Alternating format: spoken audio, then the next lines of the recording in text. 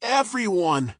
Welcome to the super fascinating adventure in the world of Fengshen, Godhood Trail. The story we're about to tell today is way more exciting than those American TV shows you follow.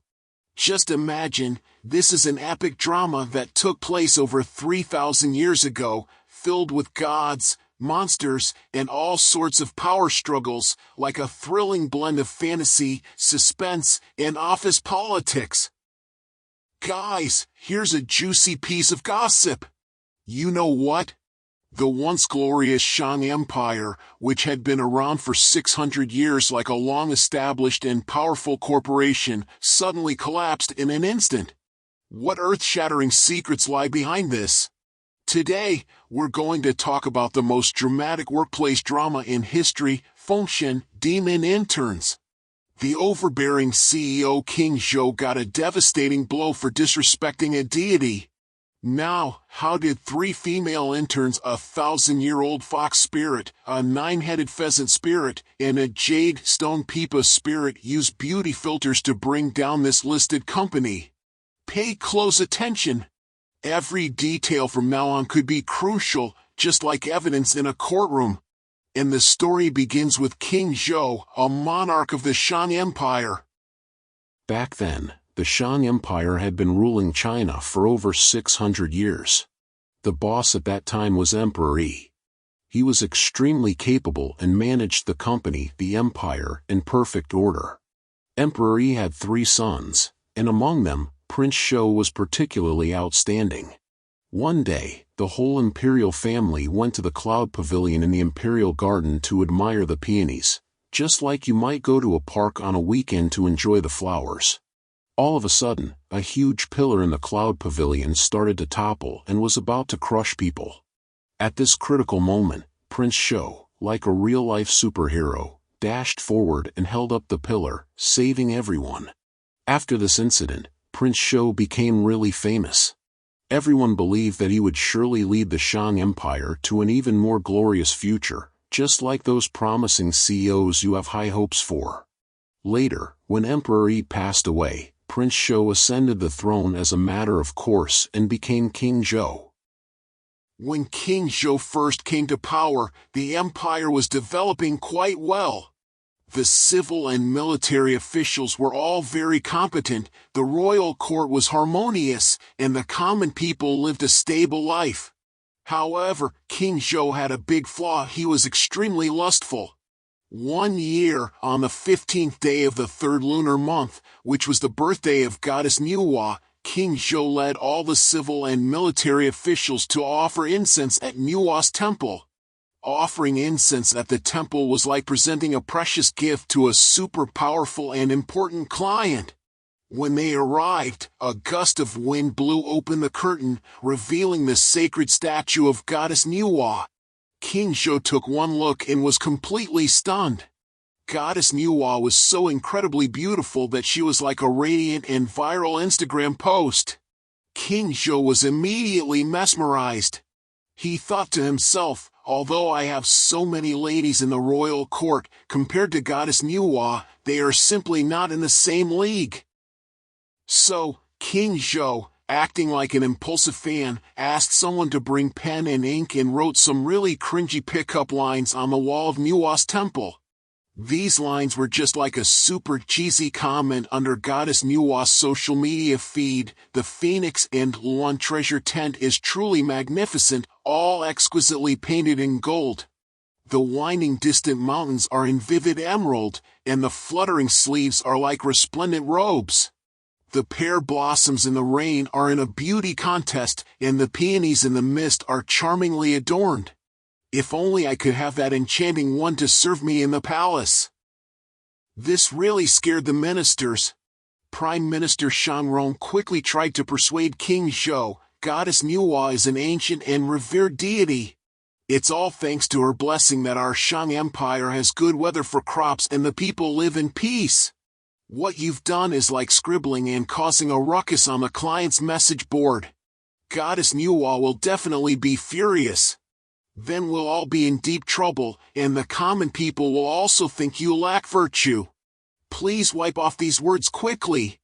But King Zhou simply wouldn't listen. He was like those self-willed internet influencers, thinking he could do whatever he pleased. On that day, Goddess Nüwa happened to be at the Fire Cloud Palace attending a super grand gathering and wasn't in Nüwa's temple. When she returned at night and saw the poem on the wall, she was extremely angry. She cursed. You wicked King Zhou! As the ruler of an empire, you don't focus on governing well and even dare to desecrate me. If I don't teach you a lesson today, how can I maintain my prestige among the gods in the future? Goddess Nüwa immediately took her attendants and rode on the blue clouds to go and settle the score with King Zhou. But on the way, 2 red lights suddenly appeared and blocked her path. Goddess Nüwa looked down and saw that it was King Zhou's 2 sons, Yin Jiao and Yin Hong, coming to the palace to visit their father. Goddess Nüwa calculated with her divine powers and found that King Zhou and the Shang Empire still had 28 years of destiny, which was like the remaining value of a company that hadn't reached its end yet. So, Goddess Nüwa had to go back first, but she was still seething with anger. Back in her palace, Goddess Nüwa opened something similar to a Fengshen group chat and at 3 demons. The identities of these 3 demons were full of mystery.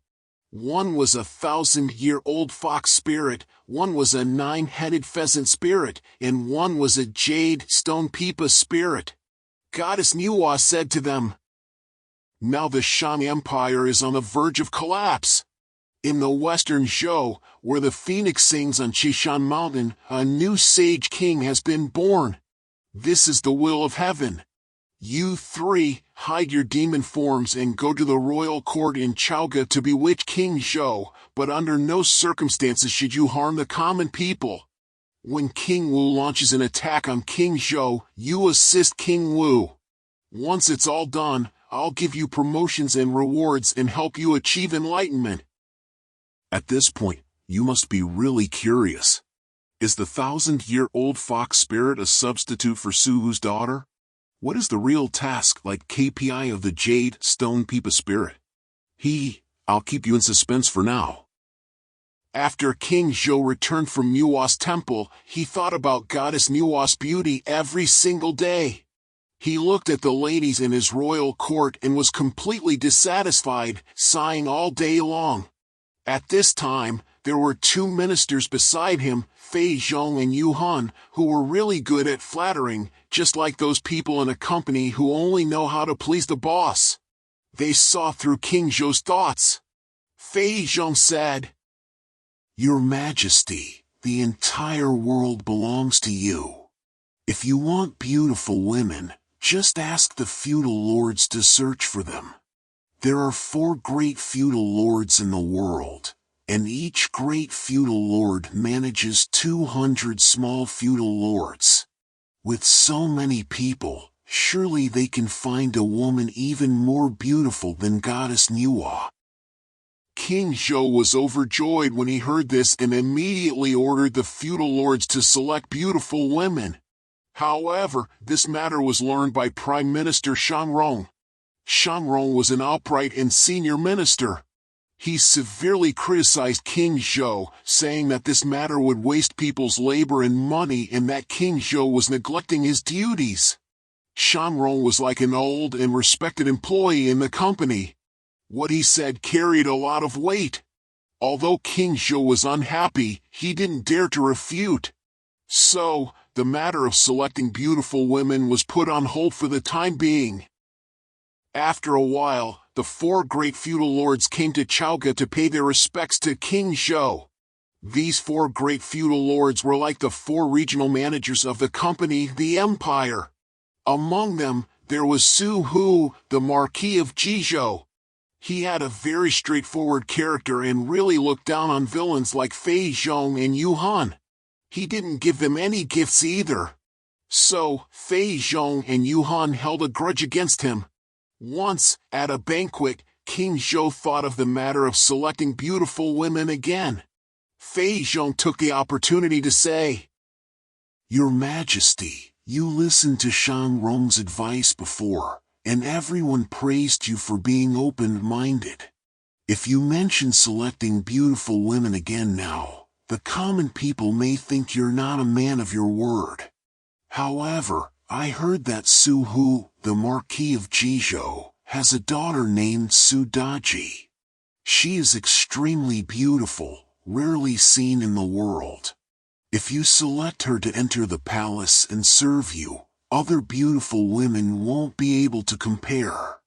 And since you're only selecting one woman, it won't cause any opposition. King Zhou was very happy when he heard this and immediately summoned Su Hu to the palace. After Su Hu learned about King Zhou's intention, he was completely unwilling. He loved his daughter very much. How could he send his daughter into this pit of fire? Su Hu declined, saying that his daughter was not that beautiful and was not worthy of King Zhou. King Zhou thought Su Hu was just being modest and was about to order the conscription of Su Daji. Su Hu couldn't hold back anymore and cursed King Zhou. In the past, King Zhou of the Xia dynasty lost his kingdom because of his debauchery. Now you don't learn from your ancestors to be diligent in government and love the people, but imitate him. I'm afraid the more than 600-year-old foundation of the Shang Empire will be destroyed by you. King Zhou was so angry that he jumped up and shouted, "How dare you call me a king who will lose his kingdom? Someone, take this audacious Su Hu out and behead him." At this critical moment, Fengshen and Yuhan came out to be the peacemakers again. They persuaded King Zhou to let Su Hu go back first, saying that he would surely send his daughter to the palace voluntarily. King Zhou didn't really want to kill Su Hu either, so he followed their advice. After Su Hu returned to the post house, the more he thought about it, the angrier he became. He felt that he had completely fallen out with King Zhou, so he decided to rebel.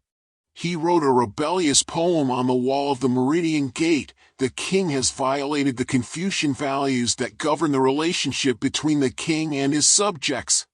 Su Hu of Jizhou will never pay homage to the Shang Empire again. Then he got on his horse and led his subordinates back to Jizhou. Guys, can you imagine? When King Zhou was so angry that he was pacing back and forth in the palace, he was making an ancient roast and oracle bone inscriptions. Su Hu, just you wait and see how I deal with you. Isn't it quite amusing? Now, let's play a virtual vote called Fengshen 101. Guess what King Zhou will do after Su Hu returns to Jizhou? Will he send troops to attack immediately or think of other ways first? Vote silently in your hearts. That's all for today's story. Do you still want to hear more? After Su Hu rebelled and left Chaoge, did King Zhou send troops to attack? Have the 3 demons sent by goddess Nüwa started their actions? Where's the real Su Daji? What secrets are hidden in the message exchanges of Fengshen and Yuhan? We'll continue the story next time.